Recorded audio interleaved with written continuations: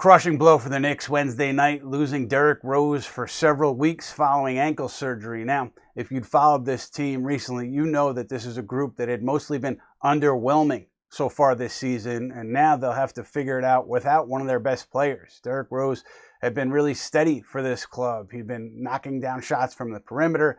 He'd been a part of some of the most successful lineups. He'd been on the court for bigger moments. So a lot of the success that the Knicks had this season had been a result of Rose being healthy and being on the floor. Now they have to figure out life without Rose. And what might that look like? Well, you would think that Kemba Walker is firmly back in the rotation. You know, he was out of Tom Thibodeau's rotation for a good 3 weeks there recently. And then amid the COVID spike and injuries, Walker was back on the court last Saturday. He's played the last 2 games. He's looked very sharp offensively, so you would expect him to continue to get minutes at the lead guard spot.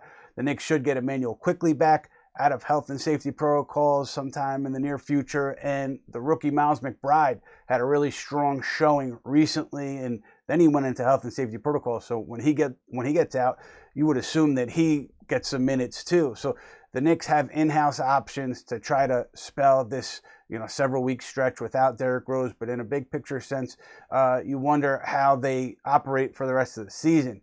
Do they play it out until the trade deadline? And if it's not working, do they decide to kind of punt on the season?